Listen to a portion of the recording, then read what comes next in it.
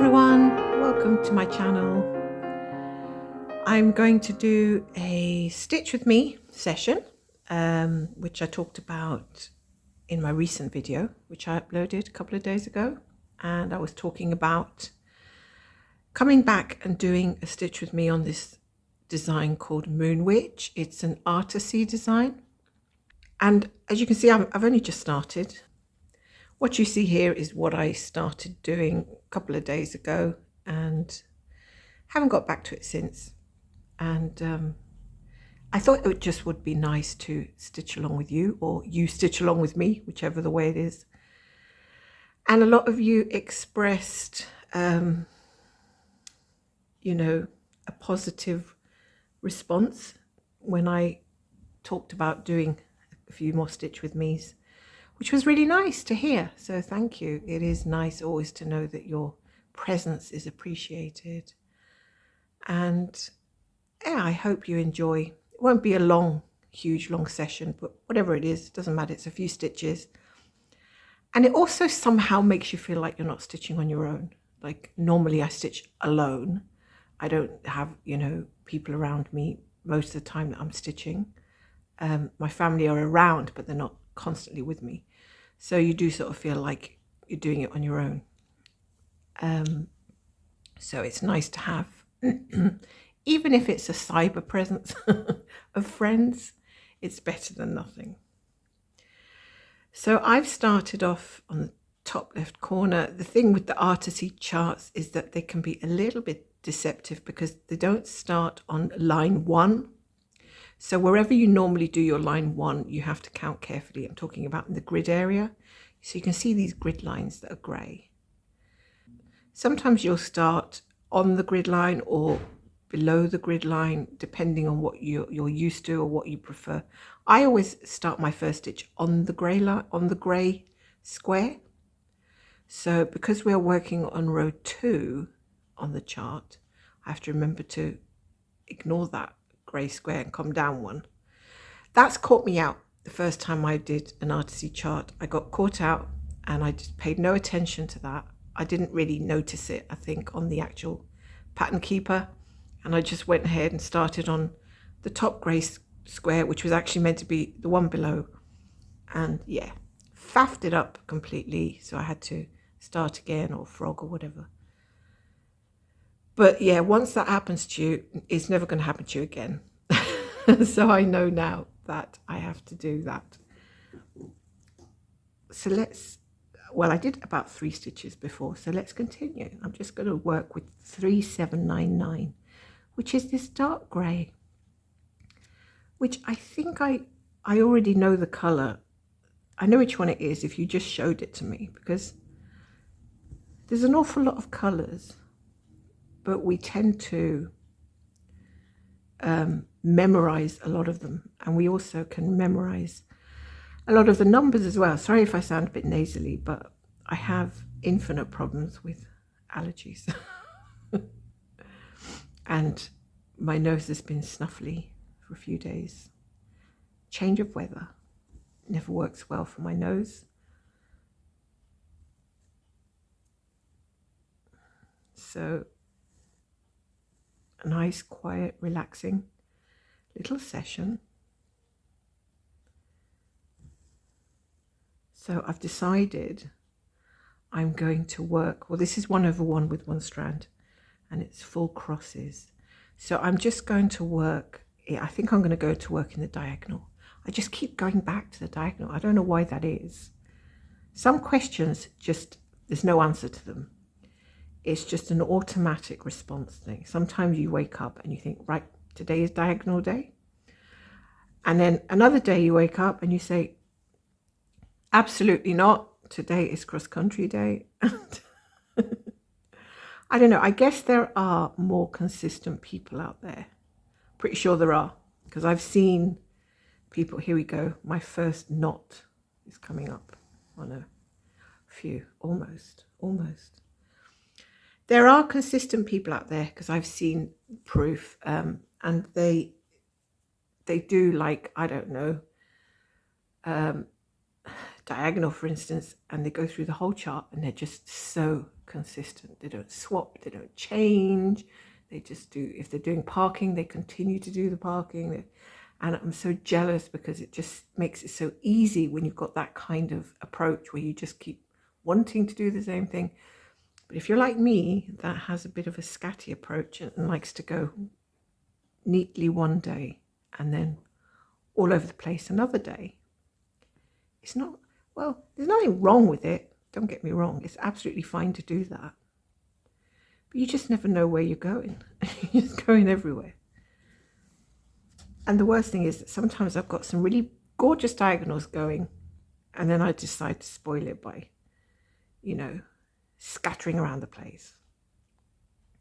But actually, I quite enjoy, even if I do tend to, zip out and go a little bit rogue, I quite enjoy trying to get the whole thing back into place again by trying to get everything back into a diagonal, because that's more fun than just having an endless diagonal, if you know what I mean. It's more fun to kind of say, oh, look, now if I have to go all the way up to here and then start working down again like that. So I've got to fill in all this to get that diagonal back.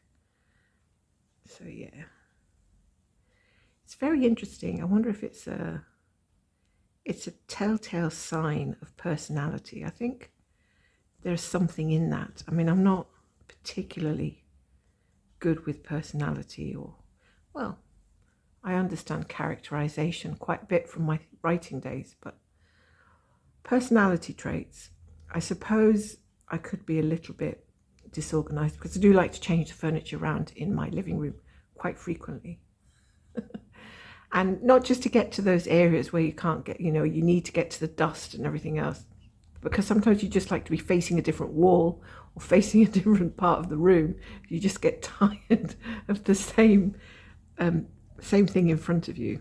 So judging by that, that probably is a good indication that I don't like to stick with the same thing over and over again for too long. Funny thing is that my brain tells me, right, this is it. You're going to move. You're going to change to this method. That's the one you're going to stick to. No, my brain deceives me. I don't believe it any longer. I don't believe what it tells me because that's not what happens. Anyway, apart from doing diagonal, I'm actually going to, the reason I got 20 count here, did I say 25 count? If I said that, I apologize. It's not 25. It is 20 count. And the reason I got 20 count is because I do want to do a bit of cross country and be able to see the gaps that need to be filled in a little bit more clearly than on the 25 count. So it is really good for that. I actually prefer the 25 count even weave fabric because it's softer. This one's a bit more scratchy and a lot more stiff. However, I'm willing to put up with it. What did I just do there? Hang on. Okay, so I have to do that stitch and that stitch and that stitch. Okay. Gosh, I nearly went wrong there again. I do prefer the softness of the 25 count. Even weave, this one's scratchy, but I'm willing to put up with it because when I do actually go, if I want to go zipping off into a different territory, then, cross-country style, I can see the little gaps a lot easier. Because I have to say, and I'm not being funny, but it is not that it's not doable on 25 count. It is very doable cross-country on 25. But, let me just move this back a bit. But it's,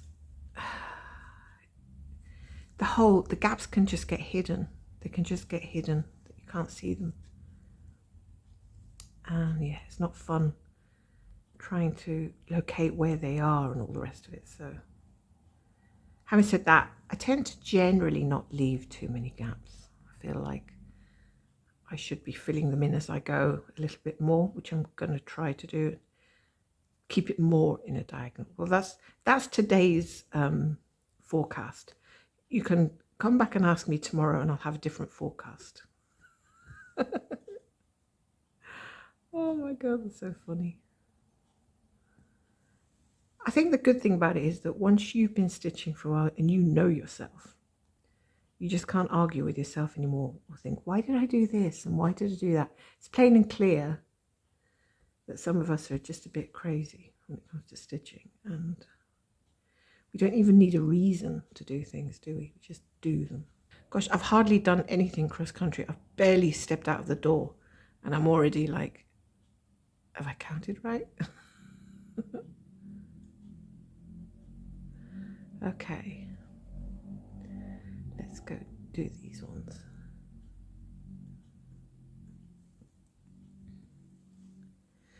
So we've had some really lovely, lovely sunshine interspersed with days that are grey and not so exciting.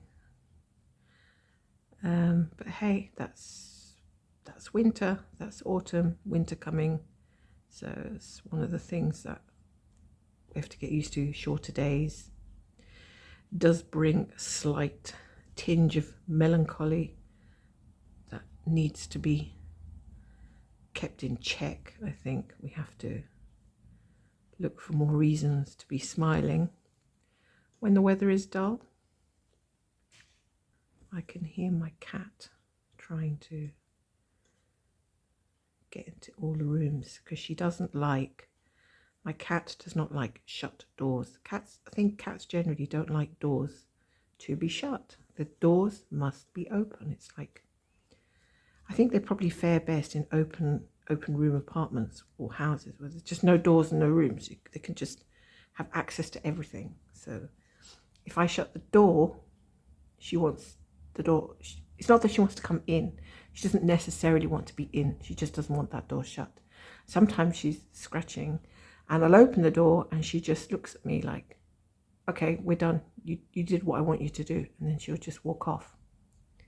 Not into the room that she was scratching to get in, back the other way. So it's like, well, why did you scratch the door then if you don't want to come in?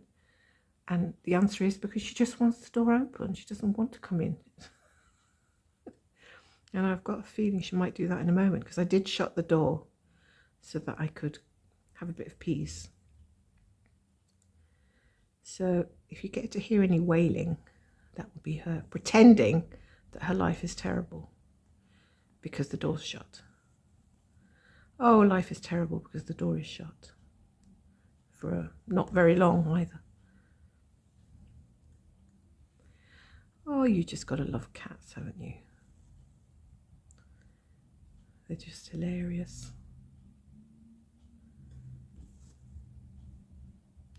Now, if I can do cross country and not make a mistake and talk at the same time, I think I deserve a medal. I kid you not. Ah, nearly lost. Don't tell me I've dropped my needle. No, there you are. That's not a good moment when you've dropped it behind and you're not sure if it's still hanging on the thread or if it's dropped. Have you noticed how when you drop a needle on the floor, you don't even know if it's gone to the floor because it just disappears. It vanishes into thin air completely. It's like a couple of times recently I dropped a needle, but only very slightly dropped it that I thought it was probably sitting on my stomach or, you know, dropped down to the couch at the most. And I very carefully stood up, expecting to see it shine, you know, on my legs. Nowhere to be seen. I've scanned the whole floor, surrounding floor, nowhere to be seen. I've looked under the couch, nowhere to be seen. I've taken off all the cushions, practically taken all my layer of clothing off, everything. No needle to be found anywhere. And then I go and say to my husband, I've dropped the needle. I can't find it. I've spent 15 minutes looking. There's no point looking at the other side of the room because they don't fly, I don't think. Then he comes in and says, oh, there it is. Just picks it up off the floor. So, yeah, that's really frustrating. And sometimes it does get between our wooden floorboards. So that is another place that it can hide. But the idea of picking it up with a magnet is a good one, because if you get a magnet and, you know, try to locate it like that, it's often a good thing. Often works. But yeah, on the whole, I think needles are just, I think they've got some kind of special powers of their own in terms of disappearing. Definitely. Okay, not doing too bad here. Well, I think with cross country it sometimes looks like you haven't really done much when you have done quite a bit because of all the little gaps. I think when you are, I've noticed when I'm doing like the rows or something, I can actually see it building up a lot quicker. But it's fine. Have I made a mistake? Please tell me I have not. No, I just haven't done this stitch. This is what happens. I go too far ahead, marking off a stitch that I haven't actually stitched, and it confuses me. So now we've got this one. But the last thing I want to do is do a stitch with me with you guys, and then have to go and frog everything I've done, because that just would be pointless. Okay.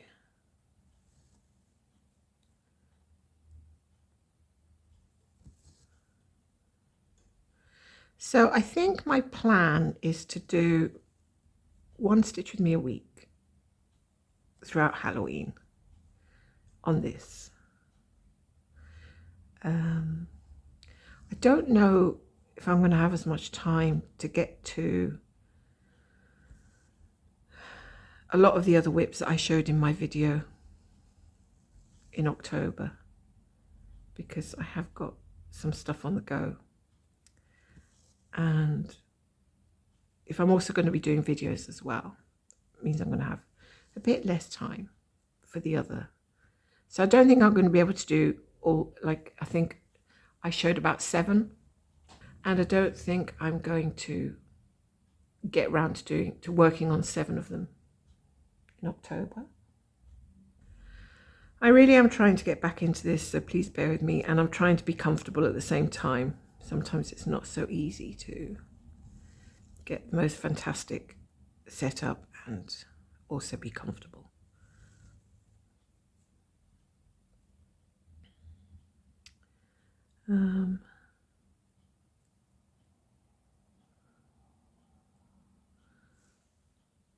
I do have to be careful with this, that I've lost a line, because I don't want my counting to be wrong.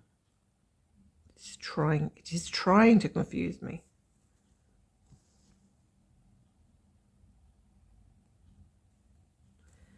Let me just mark off what I've done before I get more confused.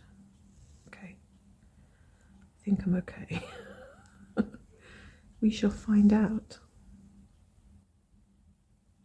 The markings on this 20 count are a little bit faded, and they're not the same as the grid markings on the 25 count. So it's making me stop for a second to see which line I'm on, whether it's which row 1, row 2, row 3, that kind of way. Hopefully. Gosh, there's nothing more off-putting than making a mistake with the counting, is there?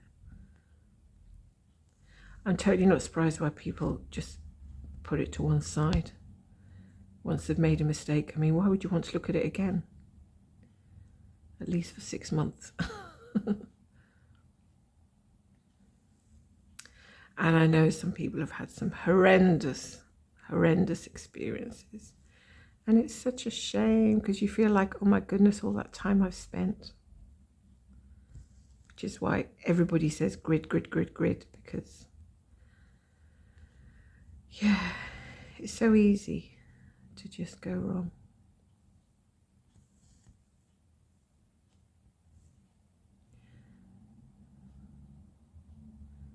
do have to be careful.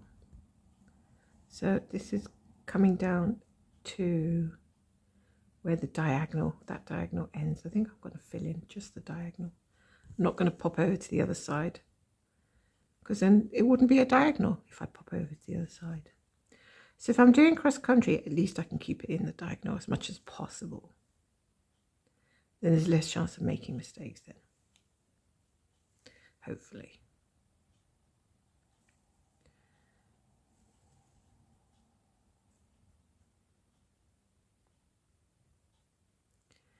So I've been busy today sorting out a few things, and then I went into Etsy and started looking at expired listings and things and checking out all my Needleminders, because since the whole thing about the US tariffs, it's been so confusing. I just honestly don't know what to do. And Etsy are not producing labels. They're not selling labels to the US. So if I want to sell something to the US, I have to buy through a local carrier. And I just don't think it's worth the cost for a Needleminder. I mean, if you've got something big to sell, it might be worth it. But for something that's tiny, I just don't know. And then I don't know how the tariff thing works over there. So I don't know who collects the money, how does the money get paid, blah, blah. And obviously you don't want to upset any customers, etc. So it's still suspended on Etsy, and it's still suspended for me for the moment, which is a real shame because I had a lot of sales there. A lot of you guys bought them and loved them. So for me, it's, kind of brought me down a little bit. So I haven't really been making lots of new ones because I just thought, oh, what's the point, But I am still selling to the UK at the moment and everywhere else. So I shouldn't feel despondent. But I do hope that it does get sorted out at some point. Or at least explained. And I hope that they can get the paperwork sorted and all that. So we just have to see. There's nothing I can do, really. Better safe than sorry, I think. I have to look into it again intermittently to see, what can be done.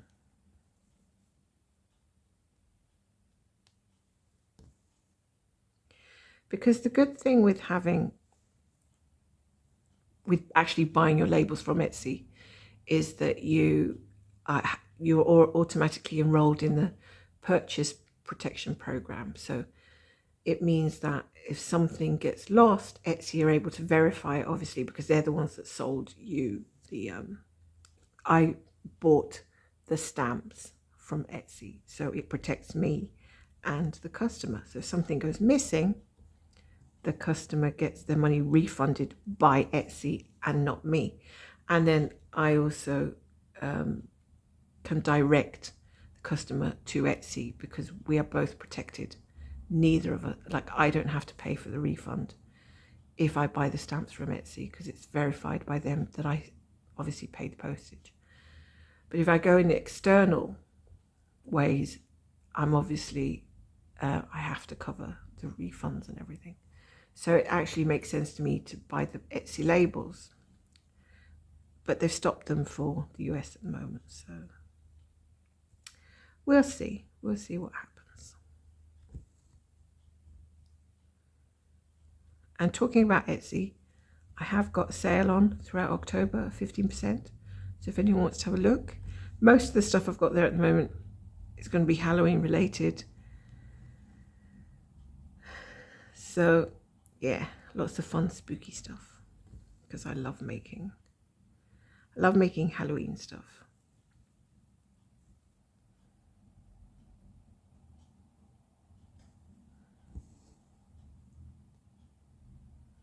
Gosh, it looks like black I'm using, but it's not. It's 3799. It's the dark grey. I've gone round and now I'm going back up again. I don't know why I chose that path, to be honest. It seems a bit crazy.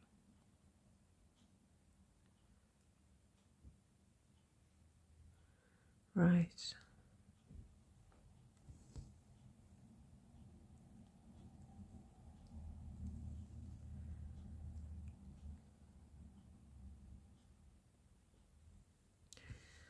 So whatever you're stitching on, let me know, because I like to see what everybody's stitching on. I know a couple of people started this chart with me, so it'd be great to see how they're getting on.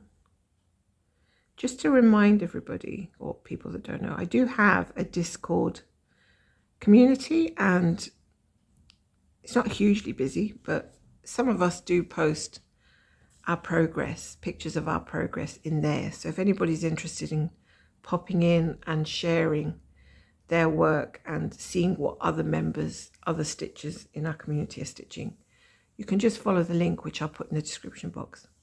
Basically, it's free. It's just like any other sort of chat group thing. But you do have to have Discord. So I think you can download it as an app on the Play Store or the Google Store and just open it up, and then you can just look for my server, which is the Stitchy Witch. But I think if you click on the link, it'll take you to my server and ask you to, if you don't have Discord, it'll ask you to download the app. And if you do have Discord, it should take you straight to my server or to my channel name. And there you will find my posts and other people's posts. So if you're at all interested in that, I don't mention it very often because I basically just forget. I don't think about it. But yeah, it is open to anyone who's interested in coming in and sharing the stitching. So if you are stitching with me today, you could always do that. You could always pop in and say, this is what I did when I stitched with you, which would be really cool, actually.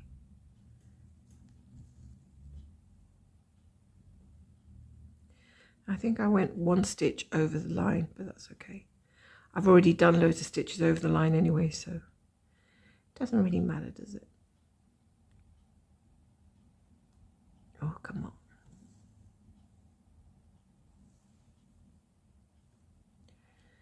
Now I'm going to zip to the other side, back up again, up here. It does feel a bit weird stitching on 20 count when you're so used to 25. I mean, it's not that the squares feel that much bigger, it's that the fabric is different. It's a bit stiffer and scratchy. And I'm using the best needle I can find. The needle I'm using is a bit odd because it's a pony one. It's got a blue tip at the end, a blue eye. And they sell it in a packet of different size needles. And in that packet of different size needles, it's called a 28. But then when I went and bought the exact same needle in a different packet from the exact same company, it was called a 26. So that really confused me, because to me it looks like a 28. It looks like a 28 in a different brand, like the James, what is it, James needles or something? And yeah, it's that kind of size. But for me, it feels weird that I went and bought it, two different packets, two different sort of products from the same brand, and one says 26, the other one says 28. So I'm thinking, well, which one is it really? But it must be a 28 because I compared it with other brands. So I think something went wrong somewhere in their packaging details. I don't know, I just find it strange. But I know that I can go back and look at my order and see what I purchased, and I can verify it like that. But yeah, for the record, it's a 28 size, which I find very smooth to get into. a hole that's got a lot of stitches done around it, it just glides in very smoothly. No.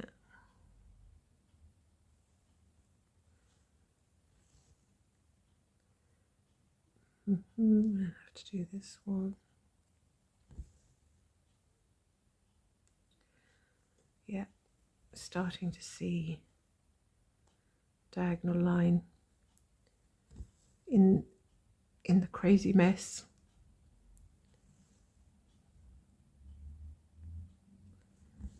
But it's starting to appear.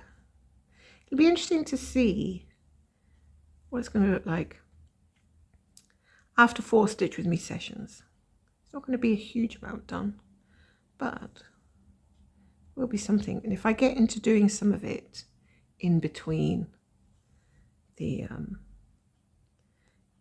Stitch With Me sessions, then yeah, I'll get more progress as I go. But at the moment, I don't have a set plan, I'm afraid. If some people asking me if I'm going to work on this or I'm going to work on that, I haven't got a clue. Like I said, I just go by what I feel like working on. So I could never, it would be dishonest for me to say, oh, I'm going to do this or that, because chances are I probably won't. And then I don't want to feel like I let people down by promising something that I didn't do. So it's better to just leave it open and say, well, I'm definitely going to do this one for 4 Stitch With Me sessions, because that's a Stitch With Me plan. But for general stitching, when I'm not recording, I don't know. Not really feeling Christmas at the moment, not really feeling that kind of vibe as yet. Still sort of getting into the Halloween vibe. So yeah, I might bring this one out a little bit more often. Thinking of having a break from Riverwalk Charm just for October and getting a bit more done on the other ones. But like I said, I can't say anything that's set in stone, because maybe one day I wake up and I think, oh, I really want to work on Riverwalk Charm, and I'm not going to stop myself, because that would be ridiculous if it's what I really want to do. So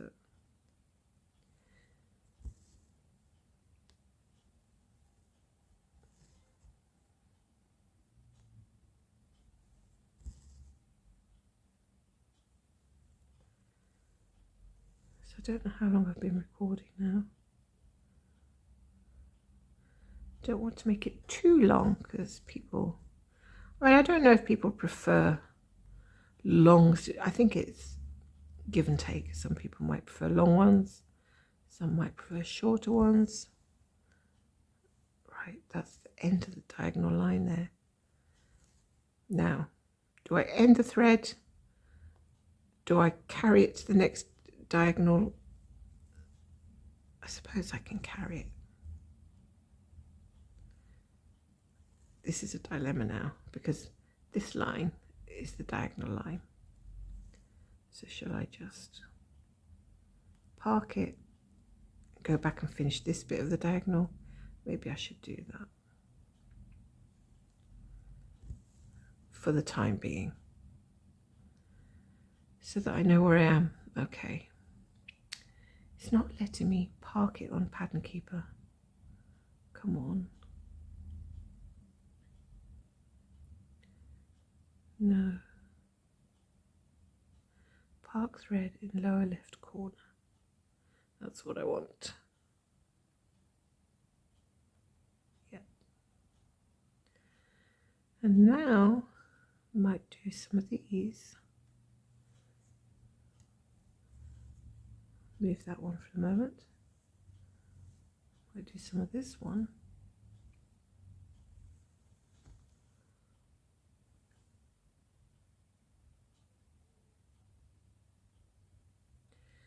So if I do any stitching this evening, I might as well just leave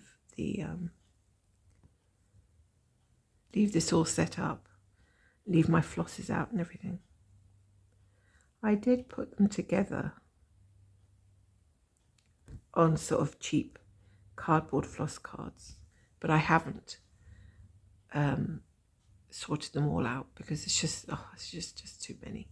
So, and because I'm only really working on a few dark colours to begin with, I didn't want to spend 3 days just, you know, putting flosses onto cards, which takes, 3 or 4 days. So I think I might, as I go, as I need a colour, I'll stick it onto a card. But I think I've got about 20 colours on cards to start off with, so I haven't got none. So since we're not quite October yet, I might come back and do another stitch with me before the end of the first week of October. So we'll have to see if I can slot it in, because I didn't want to do 4 of them in October. We'll see how it goes. Hopefully you guys won't get bored of me rambling on about anything or nothing. I just wish I had more interesting things to say.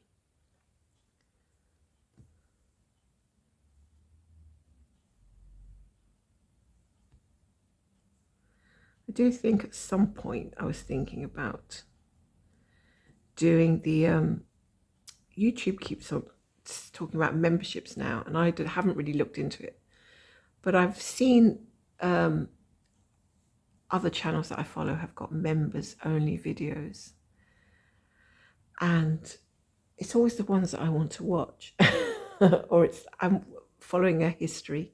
I've been following a history podcast, and there's a couple of, and they've got loads of great, you know, videos, that podcasts, but there's 2 of them that I really would love to watch, and they are members only, which is like, it's a really clever way of doing it. But anyway, I thought, what could differentiate my normal Stitch With Me to ones that would be members only?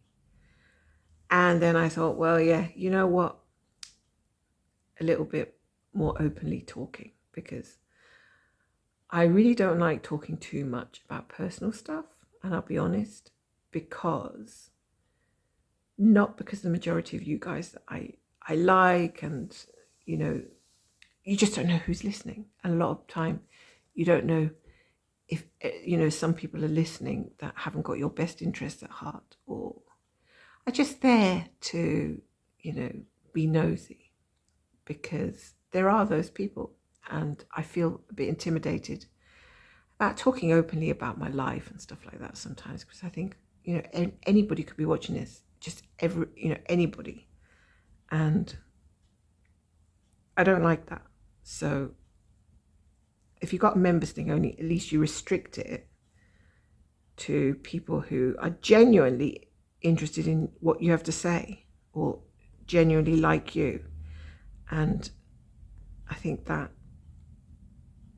is a good sort of mode for dissection, because you can talk broadly and generally, like I do, and warmly, because I hope I come across warmly, not just, you know, fake or anything. I always try to be myself and not present somebody that I'm not.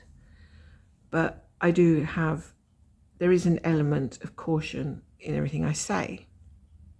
And I'm not saying I would do it so that I could talk badly or nastily or anything. Nothing like that. Just to, you know, give a little bit more of your own feelings and, you know, how you feel about certain things. And also, you know, sometimes you get, dare I say it, family members that watch your videos, not because they're particularly interested in your stitching, but just because they want to get the gossip or whatever, or they just want to, you know, be nosy about what you're doing, or you're doing outside the stitching. So that would prevent that from happening. So yeah, I'll have to have a think. But I don't know, I could be totally on the wrong vein, but it's worth putting that, you know, into a side pocket for a later date if I want to come on and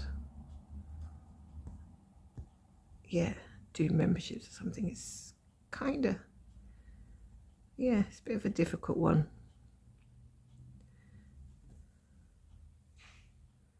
Because I'm not really fussed about doing tutorials and stuff like that. Not really. Right, I think I'm going to just finish up this thread and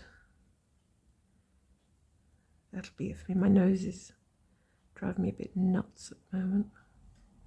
I'm sorry to say. I may need a hot drink. But I do hope you've enjoyed spending a little time with me. Certainly enjoyed having a little chat with you. Oh, why did I go up when I wanted to go down? Let's hope I haven't made a complete mess of this whole section here. Shall I have to go back and check it once I'm finished?